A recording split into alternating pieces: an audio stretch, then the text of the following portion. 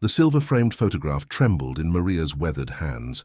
Her own youthful face smiled back at her, a moment frozen in time from 23 years ago. How was this possible? How was her graduation photo sitting on the desk of one of the most powerful men in Manhattan? Maria Santos had been invisible for most of her 42 years of life, the kind of person whose gaze others avoided in elevators. The woman who cleaned executive offices before dawn, so the important people would never have to acknowledge her existence. Yet here she was, staring at irrefutable evidence that someone had noticed her, had kept a piece of her life all these years. She carefully placed the frame back on the immaculate mahogany desk, her heart pounding against her ribs.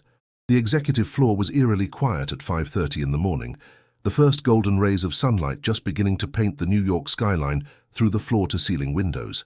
Mitchell Enterprises occupied the top 3 floors of the gleaming skyscraper, but the CEO's office was a sanctuary few ever entered.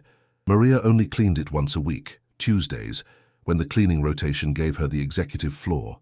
"This doesn't make any sense," she whispered to herself, the sound absorbed by the plush carpeting. Maria picked up her feather duster again, trying to focus on her work, but her eyes kept drifting back to the photograph. In the picture, she wore a simple white dress she had sewn herself, her dark hair cascading past her shoulders, her smile radiating with hope and promise. That was before life had etched lines of worry around her eyes, before her shoulders had begun to stoop from the weight of endless working hours. Maria had been studying nursing then, before her mother's illness had forced her to drop out, before she'd married Eduardo, who had seemed so kind at first but whose promises evaporated like morning dew, before she'd had Sophia, her beautiful daughter who now worked 3 jobs to support her own child, Maria's granddaughter Lucia, born with cerebral palsy. The cleaning cart waited patiently by the door as Maria moved around the spacious office, mechanically dusting shelves lined with business awards and economics books. Her thoughts raced wildly. She had never met Alexander Mitchell, the famously reclusive billionaire whose name adorned the building. She knew his face only from occasional newspaper photos, a stern-looking man with piercing blue eyes and silver-streaked blonde hair. She had certainly never given him a photograph. Maria's fingers found the chain around her neck, the small gold cross her mother had given her. "Santa Maria Madre de Dios," she murmured, a lifetime habit when confronted with the inexplicable. The sound of the elevator's soft ping from the hallway startled her. It was too early for even the most ambitious executives. The security guard had told her no one would arrive before 7. Maria quickened her movements, gathering her cleaning supplies. Whoever had arrived, she didn't want to be found lingering in the CEO's private office. As she reached for the framed photograph one last time, memories washed over her like waves. The nursing program at Queen's Community College, the hospital where she'd completed her clinical hours. The patients whose hands she had held during long nights when pain kept them from sleep. There had been a boy once, hadn't there? A teenager, barely 17, mangled in a car accident. No family at his bedside. The doctors had given up hope, but something about his face had touched her heart. Maria remembered sitting with him during her breaks, reading to his unconscious form, whispering encouragements. What had become of him? She had moved away to care for her ailing mother before he regained consciousness. Maria shook her head. That was another lifetime. A path not taken. What could that possibly have to do with her photograph sitting on Alexander Mitchell's desk? Footsteps approached down the hallway, measured and deliberate. Maria hastily replaced the photograph and pushed her cart toward the door. She would finish the rest of the floor and return later, when whoever had arrived early was gone. The door opened just as she reached for the handle. Maria stumbled back, nearly colliding with her cart. "I'm sorry, sir," she stammered, keeping her eyes downcast as she had been taught. "I was just finishing. I'll come back later." "No need to apologize," came a deep voice, cultured and smooth, yet with a hint of something else. Uncertainty, perhaps. Despite herself, Maria looked up. Alexander Mitchell stood in the doorway, his tall frame silhouetted against the hallway lights. He wore a charcoal suit that probably cost more than she earned in 6 months. His tie loosened slightly at the neck. His blue eyes fixed on her with an intensity that made her want to shrink into herself. But it wasn't anger she saw in those eyes. It was something much more unsettling. Recognition. "You're Maria," he said softly. Not a question, but a statement of fact. Maria's fingers clutched the handle of her cart, her knuckles turning white. "Yes, sir, I'm sorry if I disturbed anything. I was just—" "Please," he interrupted. his voice gentle in a way that seemed at odds with everything she had ever heard about the ruthless CEO. "Don't go." The photograph on the desk seemed to burn in her peripheral vision. 23 years of questions hovered in the air between them. "I've been waiting a very long time to meet you, Maria Santos," Alexander Mitchell said, stepping into the office and closing the door behind him. "Or perhaps I should say, to meet you again." Maria's throat went dry. She stood frozen between her cleaning cart and the imposing figure of Alexander Mitchell, her mind struggling to make sense of his words. Meet her again. She had never met this man in her life. "I'm afraid there must be some mistake," she managed to say, her voice barely above a whisper. Alexander's expression softened. He gestured toward 2 leather chairs positioned near the window. "Would you please sit down, just for a moment?" Everything about the situation felt wrong. She was the invisible woman who moved through these offices like a ghost before dawn. Cleaners didn't sit in executives' chairs for conversations. They certainly didn't have personal histories with billionaire CEOs. "I should continue my rounds," Maria said, glancing at the door. "The 48th floor still needs—" "Please." There was something in his voice, a vulnerability that seemed out of place coming from one of the most powerful men in New York. "5 minutes, that's all I ask." Against her better judgment, Maria nodded. She removed her gloves and placed them on top of her cart, then perched awkwardly on the edge of the chair he'd indicated, her back straight, her hands folded in her lap. 20 years of cleaning offices had taught her to take up as little space as possible. Alexander didn't sit across from her as she expected. Instead, he walked to his desk and carefully lifted the silver frame that had so shocked Maria minutes earlier. He held it with a reverence that made Maria's chest tighten. "Queen's Memorial Hospital," he said quietly, his eyes still on the photograph. "Spring 2001. Maria blinked. "I worked there as a student nurse, yes, but I don't understand—" "You don't remember me?" It wasn't a question. Alexander's shoulders seemed to drop slightly as he carried the frame over and sat in the chair opposite her. "I suppose I've changed quite a bit since then." Maria studied his face, the sharp jawline, the deep-set blue eyes, the lines of authority etched around his mouth. Nothing about him sparked recognition. "There was a 17-year-old boy admitted after a car accident," Alexander continued, his voice taking on a distant quality. "Multiple fractures, internal bleeding, traumatic brain injury. The doctors gave him a 15% chance of survival." A memory flickered in Maria's mind. A broken body amid beeping machines, bruises darkening pale skin. "There were many patients," she said carefully. "I was only a student."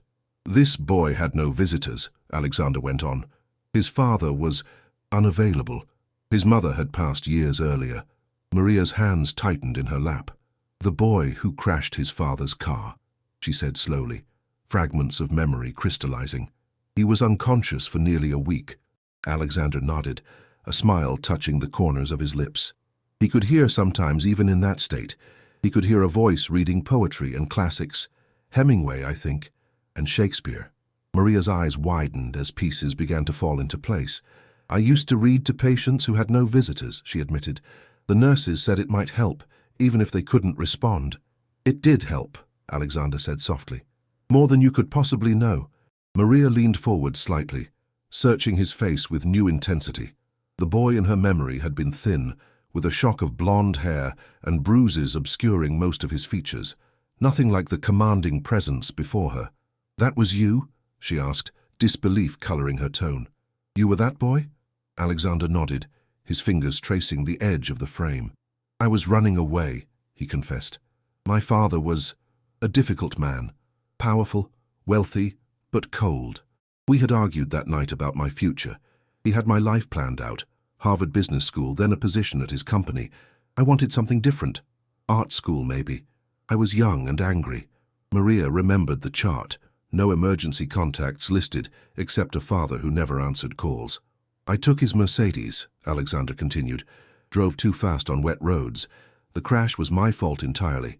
"You were just a child," Maria said automatically, the nurse in her responding to the self-recrimination in his voice. Alexander's smile was sad. "My father would have disagreed. When he finally came to the hospital 3 days after the accident, his first words were about the car. His second were about my irresponsibility." Maria felt a surge of indignation on behalf of the broken boy she barely remembered. "That's terrible." "But by then," Alexander said, leaning forward slightly. Something had changed in me. Because of you. Maria shook her head, confused. I barely knew you. I just read to you sometimes, between my rounds. You did much more than that. His voice had taken on an intensity that made Maria sit straighter. When the doctors told my father the prognosis was poor, you were there. You argued with them. You said they shouldn't give up, that young bodies can heal in ways science can't always predict. Maria had a vague memory of a confrontation with an attending physician, a man who had been dismissive of a patient with no family advocate. Had that been about this boy? And you talked to me, Alexander continued. Not at me, like the doctors, to me, as if I could hear every word, as if I mattered. Everyone matters, Maria said simply. Alexander's eyes glistened in the early morning light. You told me I had something special inside me, that I shouldn't waste my second chance when I woke up. Maria's breath caught. Those words, they sounded like something she would have said. Her mother had always told her the same during difficult times. I don't remember much from those days, Alexander admitted, but I remember your voice, and before you finished your rotation at the hospital, you dropped something. He turned the frame around, showing Maria her younger self, smiling with hard-won pride. A nurse found this by my bed after you had gone. She gave it to me when I was discharged. Maria's hand went to her mouth. My graduation photo. I carried it to remind myself why I was working so hard. I thought I'd lost it somewhere.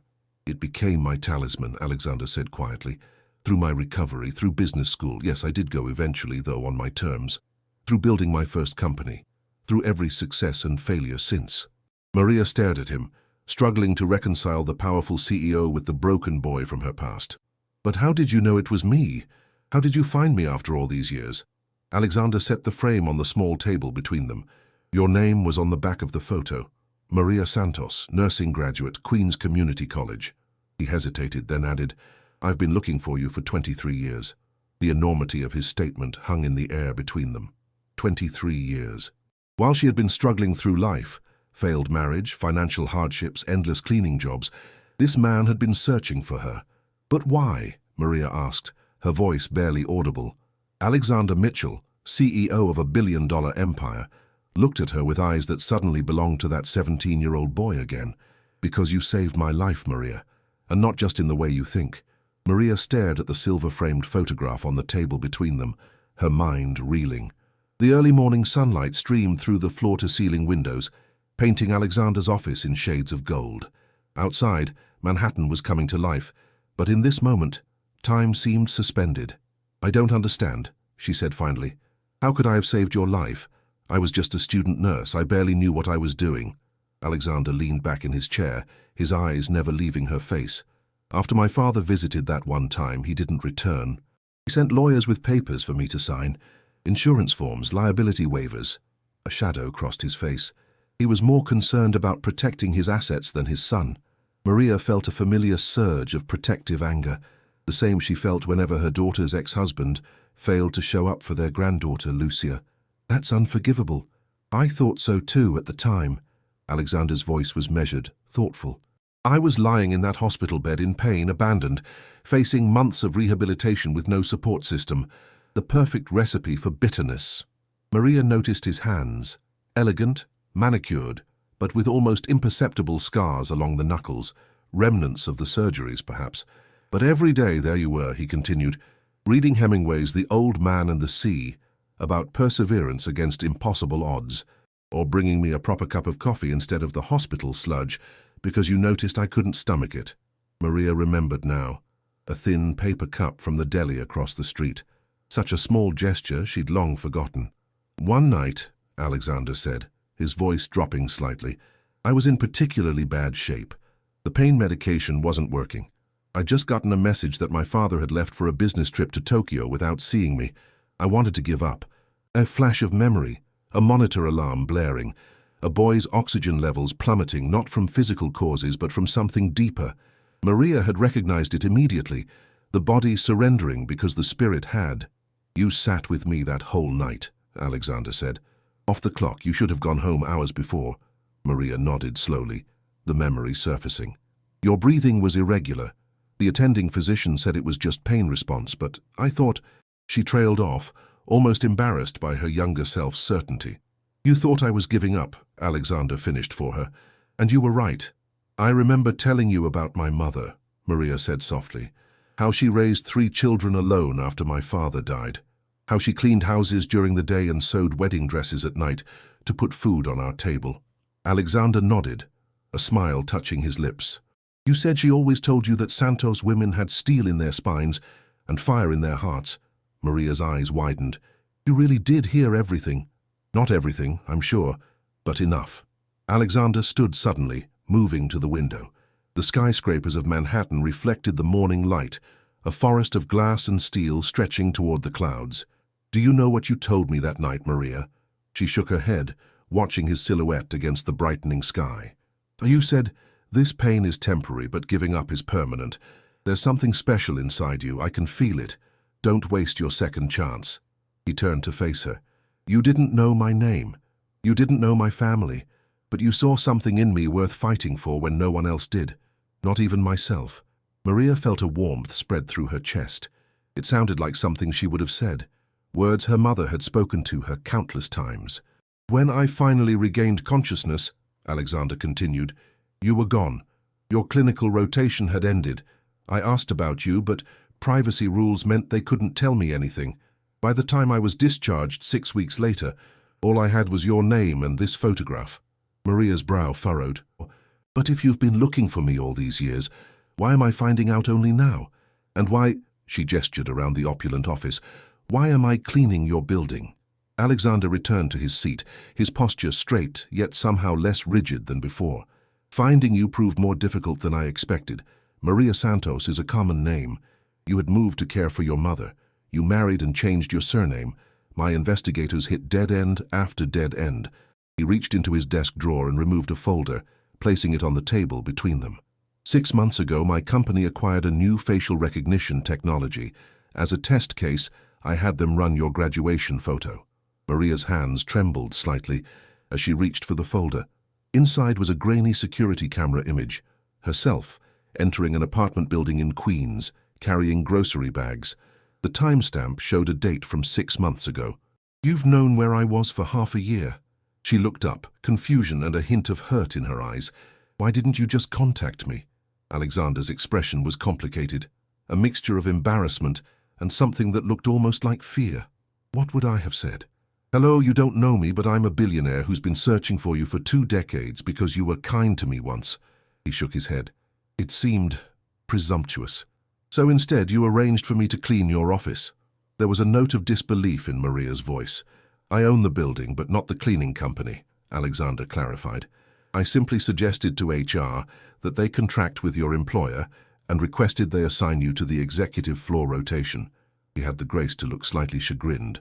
I just wanted to see you first, to make sure it was really you, to find the right moment. Maria glanced at her watch. 6:15. Her shift ended at 7, and she still had half a floor to clean. I should really finish my work, she said, standing. Mrs. Johnson will notice if the 48th floor isn't done. Maria, Alexander said, also rising to his feet. I didn't orchestrate this meeting just to reminisce. I have a proposal for you. She paused, one hand resting on her cleaning cart. A proposal?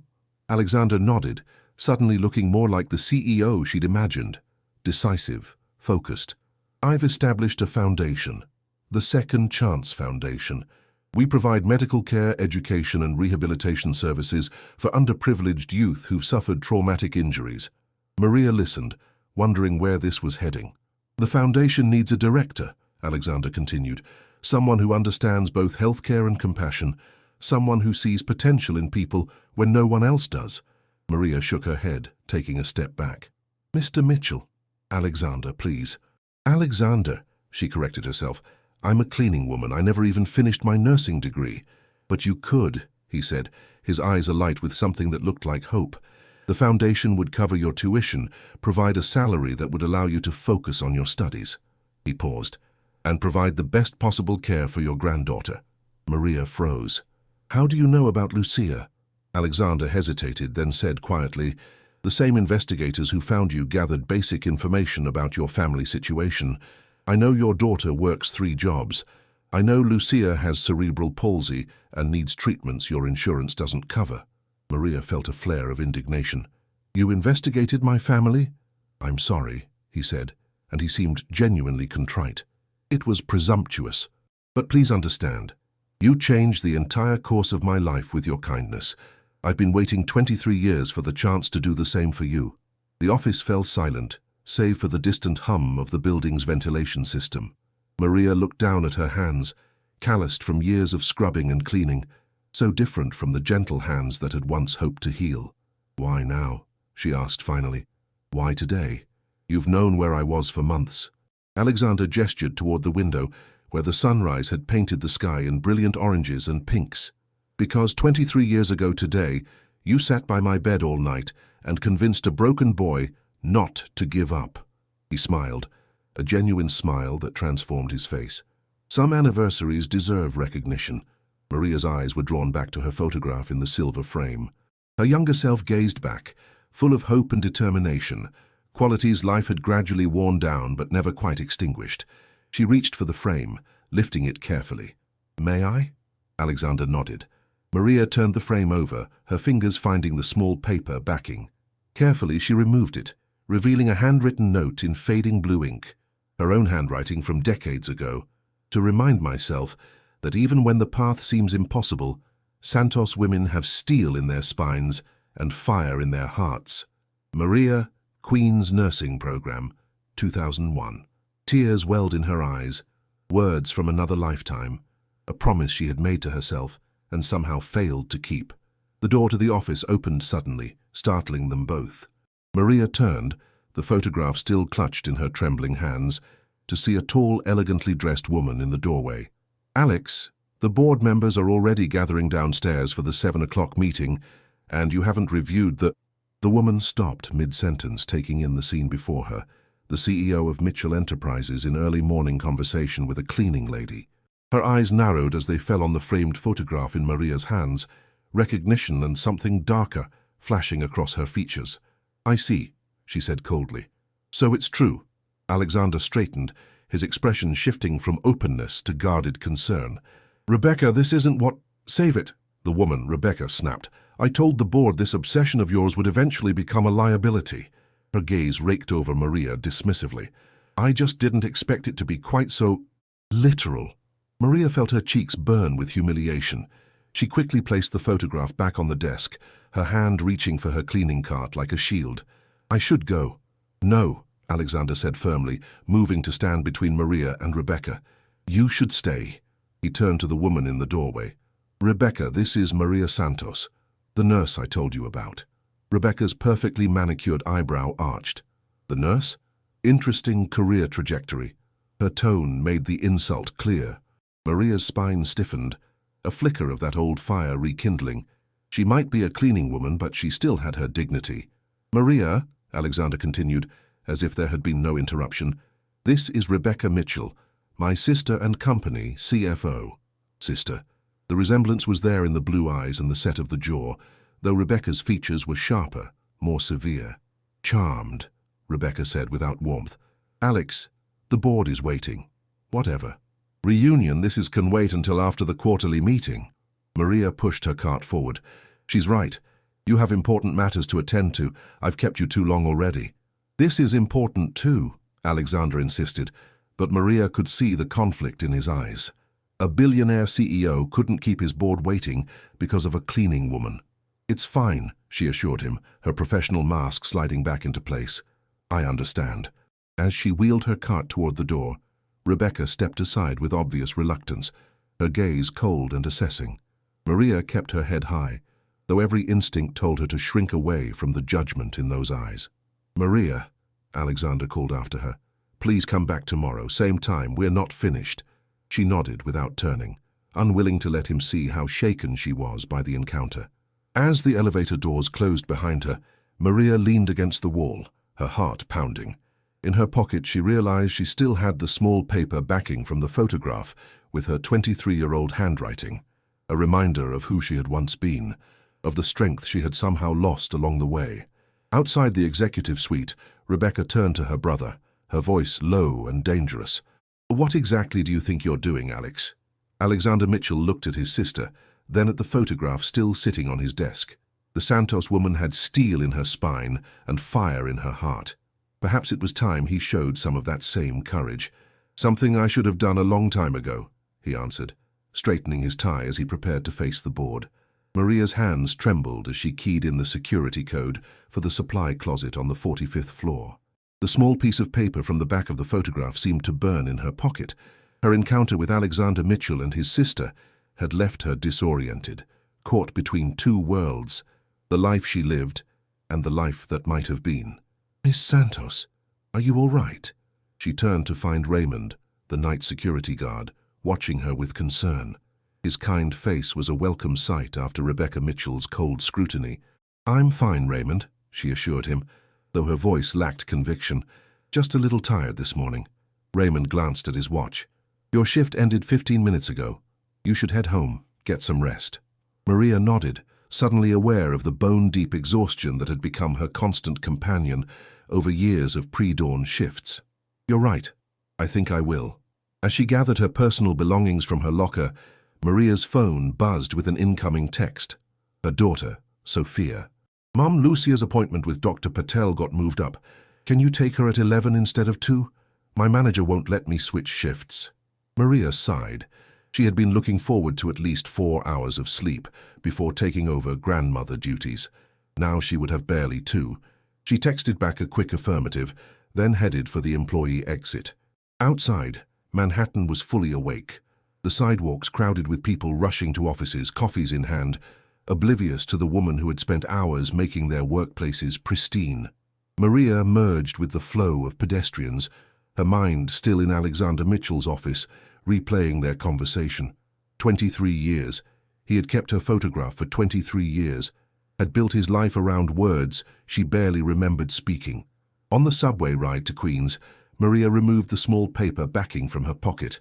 Her youthful handwriting seemed to belong to a different person, someone who believed in possibilities, who hadn't yet been worn down by life's hardships. Steel in their spines, fire in their hearts. Her mother's words. What would Mama think of her now? Cleaning offices at 42 instead of healing patients as she had dreamed. Maria tucked the paper away as the train screeched into her station. Her apartment building was a far cry from the gleaming skyscraper she had left behind. The elevator was perpetually out of order, forcing her to climb 5 flights of stairs despite her aching feet. But the moment she opened her door, a small voice called out, "Abuela," and the exhaustion seemed to lift from her shoulders. Lucia sat at the kitchen table, her dark curls framing a face so like Sophia's at that age. Her leg braces rested against a nearby chair, the cheap metal ones provided by insurance, not the custom carbon fiber ones the specialist had recommended. "There's my sunshine," Maria said, bending to kiss her granddaughter's forehead. "Are you ready for your doctor's appointment?" Sophia emerged from the bathroom, her hair still damp from the shower, dressed in the black slacks and white shirt of her waitressing job. Dark circles shadowed her eyes, evidence of her overnight shift at the hospital reception desk. "Mom, thank you," Sophia said, rushing to gather her things. "I'm sorry about the schedule change. They're short-staffed again, and if I miss another shift—" "It's fine," Maria assured her. "Go, we'll be fine." After Sophia left, Maria helped Lucia with breakfast, then got her dressed for the appointment. As she fastened the metal braces, Lucia winced slightly. "Do they hurt today, mi amor?" Maria asked gently. Lucia shook her head bravely, but Maria saw the truth in her eyes. The braces were too rigid, the padding worn thin. Another item on the endless list of things they couldn't afford to fix properly. As they waited for the bus that would take them to the clinic, Maria found herself thinking of Alexander's proposal, the Second Chance Foundation, a salary that would allow her to finish her nursing degree, the best care for Lucia. It sounded like a fantasy, the kind of miracle that happened in the inspirational videos Sophia sometimes watched on her phone, but never in real life, especially not to women like her who had spent decades being invisible. The pediatric neurologist's waiting room was crowded, filled with children with various physical challenges and the adults who loved them. Maria recognized the look in the parents' eyes, that mixture of fierce love and bone-deep worry that came from knowing your child faced obstacles you couldn't remove. "Santos," the receptionist called after an hour's wait. "The doctor will see Lucia now." Dr. Patel was a kind woman with gentle hands and honest eyes, She examined Lucia thoroughly, tested her reflexes, observed her walking with and without the braces. "She's making progress," Dr. Patel said, making notes in Lucia's file. "But I'm concerned about these braces. They're causing pressure sores on her ankles." Maria nodded. "We've been putting extra padding, but she needs the custom braces we discussed last time," the doctor said firmly. "And the intensive physical therapy program. 20 sessions, not just the 6 your insurance covers." Maria twisted her hands in her lap. "The insurance—" "I know," Dr. Patel said, her frustration evident but not directed at Maria. "I've written 3 appeals. They keep denying them." She hesitated, then added in a lower voice, "There are some foundations that might help. I can give you information." Foundations. The word echoed in Maria's mind, bringing with it Alexander Mitchell's voice. The Second Chance Foundation. After the appointment, Maria and Lucia stopped at a small park near their apartment. While Lucia fed the pigeons with stale breadcrumbs, Maria sat on a bench, turning her phone over and over in her hands. Could she really go back tomorrow? Walk into that office and accept help from a man who had investigated her family without her knowledge? Yet when she looked at Lucia, struggling to balance with her inadequate braces, the choice seemed clear. That evening, after Sophia returned home and Lucia was asleep, Maria finally allowed herself to rest. But sleep eluded her. She kept seeing Alexander's face, hearing his words. "You changed the entire course of my life with your kindness. I've been waiting 23 years for the chance to do the same for you." At 4:30 the next morning, Maria rose and dressed in her cleaning uniform as usual. She caught the same pre-dawn subway, nodded to the same security guard, took the same service elevator to the executive floor. But today her heart pounded with each step toward the CEO's office. The door was closed when she arrived, the office dark. Alexander wasn't there yet. Relief mingled with disappointment as Maria went about her usual cleaning routine, carefully avoiding looking at the silver frame on the desk. At 5:30, precisely 24 hours after their previous encounter, the office door opened. Maria turned, expecting to see Alexander. Instead, Rebecca Mitchell stood in the doorway, immaculately dressed despite the early hour. "Miss Santos," Rebecca said, her voice cool and professional. "I thought I might find you here." Maria straightened, one hand still holding her feather duster, the other instinctively reaching for her cart, her familiar shield. "Good morning, Miss Mitchell," she managed, keeping her voice steady. "I was just finishing up." Rebecca stepped into the office, closing the door behind her. "Actually, I was hoping to speak with you." She gestured toward the chairs by the window. "Do you have a moment?" It wasn't really a request. Maria nodded, setting down her cleaning supplies and perching on the edge of the chair as she had the day before. Rebecca took the seat opposite, her posture perfect, her expression unreadable. "I want to apologize for yesterday," Rebecca began, surprising Maria. "My behavior was unprofessional." "It's fine," Maria said automatically. Rebecca shook her head. "No, it isn't. But I'd like to explain, if you'll allow me." Maria nodded, uncertain where this was heading. "My brother and I have different memories of our childhood," Rebecca said, her gaze direct. "Alexander remembers our father as cold, demanding, even cruel. I remember a man who worked 18-hour days to build something lasting for his children after our mother died." Maria listened, saying nothing. "When Alexander had his accident, I was away at college. By the time I got to the hospital, he was already in surgery." Rebecca's composed facade cracked slightly. They weren't sure he would survive. "I remember," Maria said softly. "The doctors gave him a 15% chance." Rebecca's eyes flickered with something, surprise perhaps that this cleaning woman truly had been there. "What Alexander may not have told you," Rebecca continued, "is that our father was in Tokyo negotiating a deal that saved our company from bankruptcy, a deal that preserved the livelihoods of over 3,000 employees." Maria frowned slightly. "He didn't abandon his son." "Oh, he was a deeply flawed father," Rebecca acknowledged with a bitter smile. "But not the monster Alexander believes him to be." She leaned forward slightly. "My point is that my brother has spent 23 years constructing a narrative in which you are his savior and our father is his enemy. The truth, as always, is more complicated." "I never claimed to be anyone's savior," Maria said quietly. "I was just doing my job." "And yet Alexander has built you into something mythic in his mind," Rebecca countered. That photograph has sat on his desk through 3 offices, 2 marriages, and countless business deals. He touches it every morning before he starts work. Maria felt a flutter of unease. Put that way, it sounded almost obsessive. The Second Chance Foundation is real, Rebecca continued. Alexander has committed $50 million to it already. The board approved it last quarter, though several members expressed concern about his personal connection to the mission. Why are you telling me this? Maria asked. Rebecca studied her for a long moment. Because I need to know if you're going to take advantage of my brother's gratitude. Maria recoiled as if slapped. I would never, perhaps not intentionally, Rebecca interjected, but surely you can see how this looks.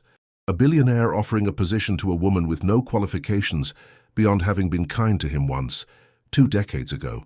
Maria stood abruptly, dignity straightening her spine. I didn't ask for any of this. I didn't even know who he was until yesterday.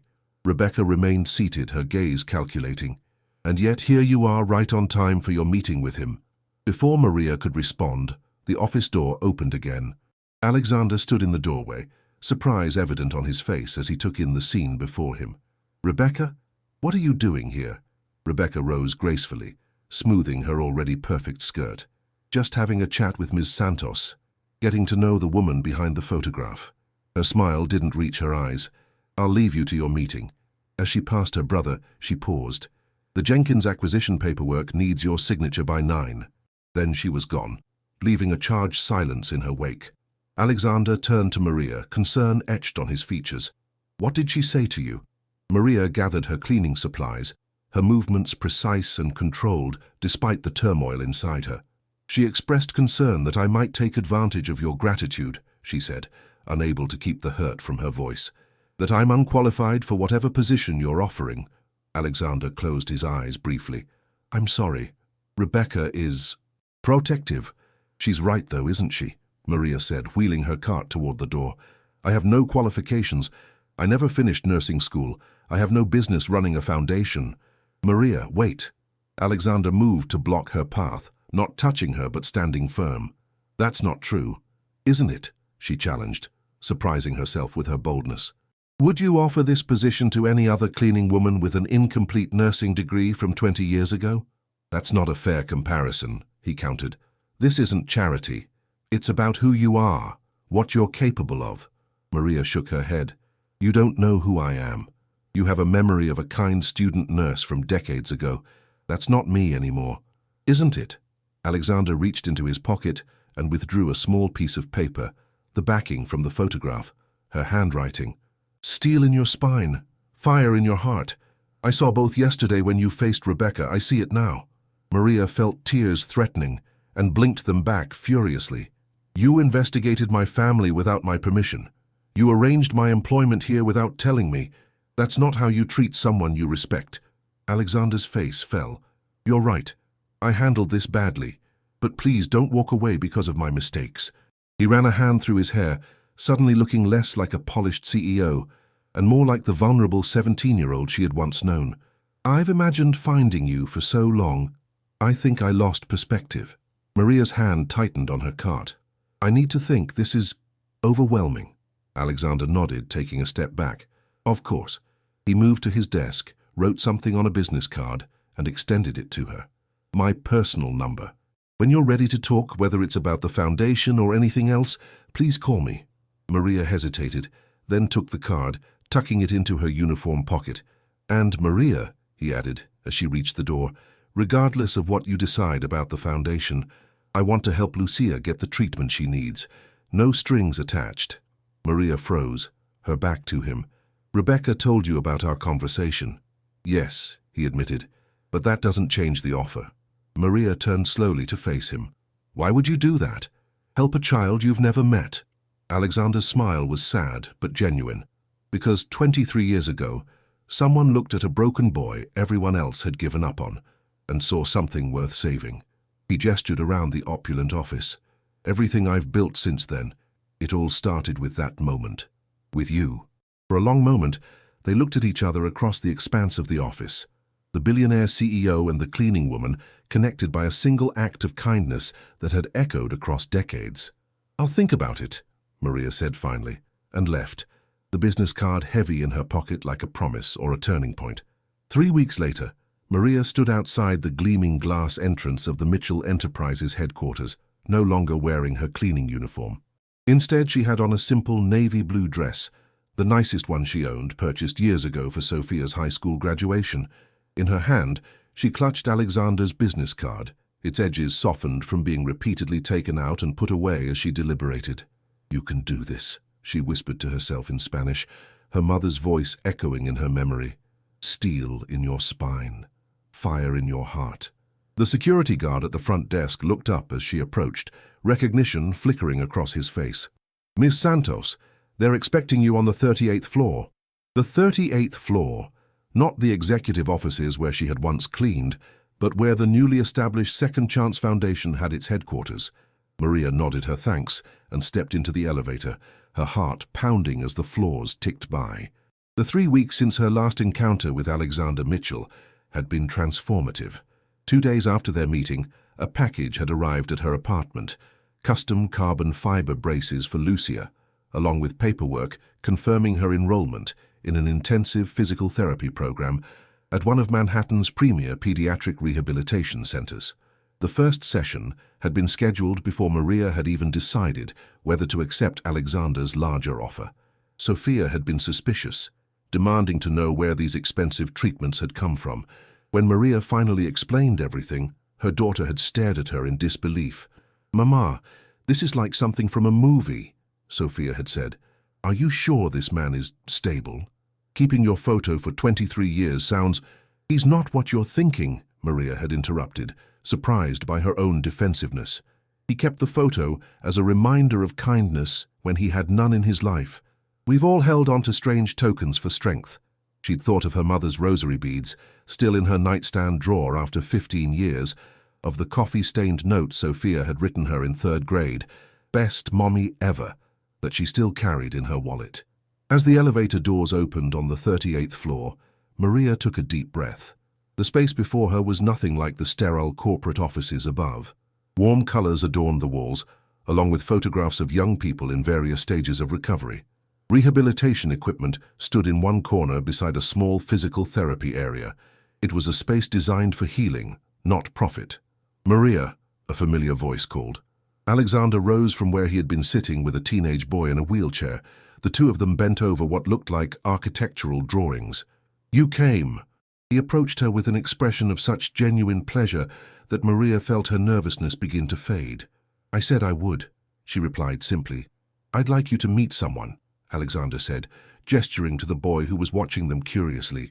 "This is Tyler. He was in a diving accident last summer that injured his spinal cord.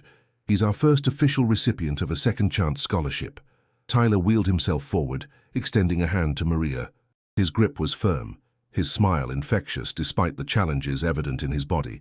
"Mr. Mitchell says you're the reason this place exists," he said. "That true?" Maria started to demur, but Alexander spoke first. "Absolutely true. Maria taught me that second chances aren't just about survival. They're about finding purpose in what comes after." Tyler nodded, as if this made perfect sense. "Cool. Well, thanks. I'm going to MIT next fall because of this place." He tapped his wheelchair. "Even with this, they're setting me up with accessible housing and everything." Pride shone in Alexander's eyes as he looked at the boy. Not pride of ownership or accomplishment, but something deeper, the pride of seeing potential fulfilled.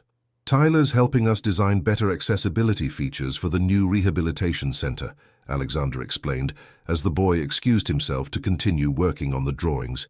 "He's got an engineer's mind." Maria watched Tyler wheel away, struck by his confidence. "He seems remarkable." "He is," Alexander agreed, "but no more than dozens of others we've identified who just need the right support." He gestured toward a hallway. "Would you like to see the rest?" As they walked through the Foundation's offices, Maria was introduced to a small but passionate team, a medical director who had formerly headed a renowned rehabilitation hospital, a social worker specializing in youth trauma, an educational coordinator who helped patients continue their studies during recovery. "We have 15 scholarship recipients already," Alexander explained, showing her a wall of photographs. "Young people who suffered traumatic injuries but have extraordinary potential. We provide everything: medical care, rehabilitation, educational support, housing if needed, even family counseling. Maria studied the faces on the wall. Teenagers and young adults from diverse backgrounds, all with the same determined look in their eyes despite whatever injuries had changed their lives. "It's wonderful," she said sincerely, "but I still don't understand what role you see for me here." "These professionals are all highly qualified." Alexander led her to a small conference room with a view of the city. On the table sat a folder with her name on it. "This is what I envision," he said, opening the folder to reveal a detailed proposal. "Director of Patient Advocacy and Family Support." Maria skimmed the job description: developing programs to support families of injured youth, ensuring patients' emotional needs were addressed alongside physical ones, serving as a liaison between medical staff and families. "This position requires someone who understands both the medical aspects of recovery and the human elements," Alexander continued. "Someone who knows firsthand what it means to put a family's needs above their own. Someone who can see potential in people when they can't see it in themselves." Maria looked up from the papers. "You've created this position for me specifically." "Yes," Alexander acknowledged without hesitation, "but not out of mere gratitude or sentimentality, because you're genuinely the right person for it." A knock at the door interrupted them. Rebecca Mitchell entered, her expression professional, but considerably warmer than during their last encounter. "Ms. Santos," she greeted Maria. "I heard you were here today." Maria nodded, tension automatically straightening her posture. "Ms. Mitchell." "Rebecca, please." She took a seat across from them. "I owe you another apology. After our last conversation, I did some research of my own." She placed a thin file on the table. "You were 3 credits short of completing your nursing degree when your mother's illness forced you to withdraw." Maria blinked in surprise. "Yes, that's right." "You maintained a 3.8 GPA while working 30 hours a week," Rebecca continued. "And according to your former supervisor at Queen's Memorial, you had exceptional patient rapport and intuitive caregiving instincts." She looked up. His words, not mine. Alexander was watching his sister with a mixture of surprise and approval. "You investigated her?" "Of course I did," Rebecca said matter-of-factly. "But this time, I was looking for qualifications, not disqualifications." She turned back to Maria. "The position my brother has created for you is unorthodox, but not unmerited, and the proposal includes completing your nursing degree while working here part-time." Maria felt a surge of emotion, not just at the possibility of finishing what she had started so long ago, but at the validation of her abilities. Why the change of heart? Rebecca's professional demeanor slipped slightly, revealing something more vulnerable underneath. "Because I spoke with Tyler's mother.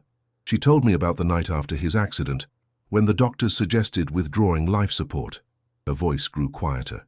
"She said she was ready to sign the papers until a cleaning woman who was mopping the hospital corridor stopped and told her about a boy who had been given a 15% chance 20 years ago and survived." Maria's hand went to her mouth. "I remember her. She was so distraught." "You didn't know that boy was my brother," Rebecca continued. "You just shared your experience, your hope.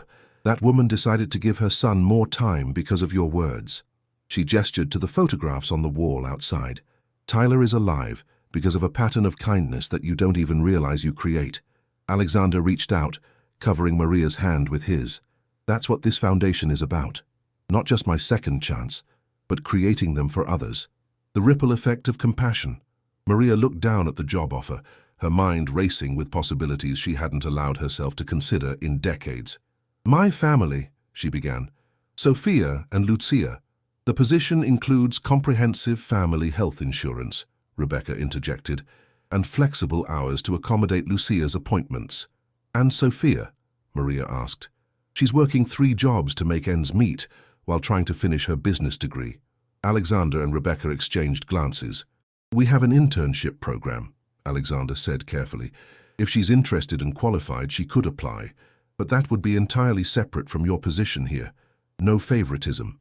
Maria nodded, appreciating that they understood her concern about nepotism. "I would need to give notice to the cleaning company." "Already taken care of," Rebecca said. 2 weeks severance plus accrued vacation time." At Maria's raised eyebrow, she added, "I can be very efficient when I choose to be." Maria sat back, overwhelmed by how thoroughly they had considered every aspect of her situation. "You've thought of everything." "Not quite everything," Alexander said, reaching into his pocket. He withdrew the silver frame that had started it all. "This belongs with you now. I kept it far too long." Maria took the frame, running her fingers over the familiar image of her younger self. "I think perhaps we shared custody of it," she said with a small smile. It served its purpose for both of us. She placed the frame back on the table between them, no longer a talisman of the past, but a bridge to the future. "I accept your offer," she said simply. Alexander's face lit up with genuine joy. "You won't regret it." "I have one condition," Maria added, straightening in her chair. There it was, the steel in her spine her mother had always spoken of. "The foundation needs to expand its mission. Not just young people with traumatic injuries, but their families too. Parents who give up careers to become caregivers. Siblings who put college on hold. They need second chances too." Rebecca looked impressed despite herself. "That would significantly broaden our scope." "And our impact," Alexander added thoughtfully. "Maria's right. We've been focusing on the injured individual, but trauma affects entire families." He smiled at Maria. "I think our new Director of Patient Advocacy and Family Support just made her first executive recommendation." Rebecca made a note in her planner. "I'll have legal draft an expanded mission statement for the board's approval." As they concluded the meeting, finalizing details of when Maria would start, Alexander walked her to the elevator. "There's a small celebration dinner tonight," he said. "Just the foundation team. Would you and your family join us? I'd like to meet Sophia and Lucia." Maria considered the invitation. A month ago, the idea of dining with a billionaire would have seemed absurd. Now, it felt like the natural next step in a journey that had begun 23 years ago with a simple act of kindness. "We'd be honored," she said. As the elevator doors opened, Alexander hesitated. "I've been meaning to ask, why did you decide to accept? After everything with Rebecca, my investigation of your family, you had every reason to walk away." Maria thought for a moment. "Do you remember what you said changed the course of your life? The words I supposedly spoke when you were unconscious?" He nodded. "There's something special inside you. Don't waste your second chance. For 20 years, I've been telling myself I failed because I didn't become a nurse," Maria said quietly. "But perhaps my purpose wasn't just about a career. Perhaps it was about carrying hope when others couldn't. About seeing possibility where others saw only limitations." She smiled. "Perhaps this is my second chance, too." Alexander's eyes shone with understanding. "Until tomorrow, then, Director Santos." "Until tomorrow," she agreed, stepping into the elevator. As the doors closed, Maria caught her reflection in the polished metal, a cleaning woman transformed not by a billionaire's charity, but by rediscovering the truth that had been inside her all along. Steel in her spine, fire in her heart. The woman who had once been invisible was about to become a beacon for others seeking their own second chances. Sometimes the kindness we show others returns to us in ways we could never imagine. Sometimes a single act of compassion creates ripples that cross decades, changing not just one life but many. And sometimes the person who needs saving most isn't the one you expect, it's yourself. In the end, perhaps that's what second chances are truly about. Not just surviving what tries to break us, but finding purpose in what comes after. For Maria Santos and Alexander Mitchell, two lives that intersected briefly in a hospital room 23 years ago, that purpose had become clear: to create a legacy of compassion that would outlast them both, touching countless lives with the simple message that everyone deserves someone who believes in them when they cannot believe in themselves.